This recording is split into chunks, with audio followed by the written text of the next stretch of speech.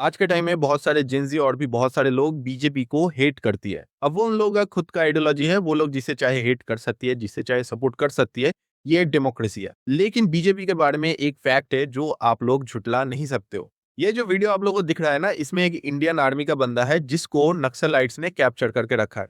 और ये सिर्फ अकेला इंसिडेंट नहीं है, ऐसे बहुत सारे इंसिडेंट्स है जहां पर इंडियन आर्मी के लोगों को कमर में रस्सी बांधकर पूरे गांव में घुमाया जाता था, उनको मारा जाता था, टॉर्चर किया जाता था और ये एक आम बात हुआ करता था।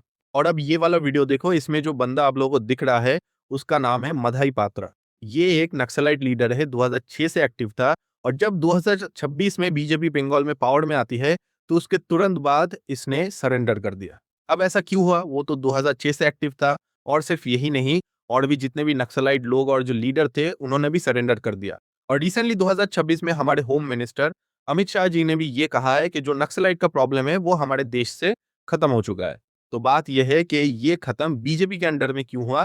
पहले भी तो सरकारें थी, वहां पर खत्म क्यों नहीं हुआ? 1967 में नक्सलाइट का प्रॉब्लम शुरू होता है जब कांग्रेस पावर में थी। ये जो नक्सलाइट लोग थे ना, ये गवर्नमेंट के अगेंस्ट में प्रोटेस्ट कर रहे थे क्योंकि गवर्नमेंट जो थी वो इन लोगों का जो जमीन था, प्रॉपर्टी था, उनको कब्जा रही थी, फिर इन लोगों के ऊपर टॉर्चर कर रही थी, इनजस्टिस कर रही थी और इसी वजह से लोग भड़क गए। लेकिन लोग प्रोटेस्ट करते-करते ना हाथों में हथियार उठा लिया और हथियार उठाने के बाद इन लोगों ने बहुत सारे मासूम लोगों की जान ली, इंडियन आर्मी के लोगों की जान ली। इसमें एक इंसिडेंट है 2010 में दांतेवाड़ा में बहुत सारे इंडियन आर्मी के जवानों को नक्सलाइट्स ने गोली मार दिया। और कैप्चर करना, टॉर्चर करना, ये सब तो आम बात था।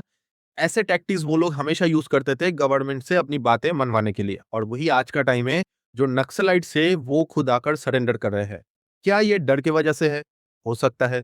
या फिर सरकार ने इन लोगों की जो मांगे हैं वो मान लिया, इनके बच्चों को अच्छा एजुकेशन दिया, इन लोगों को काम दिया और जो समाज का मुख्य धारा है ना, उनमें लाने की कोशिश किया।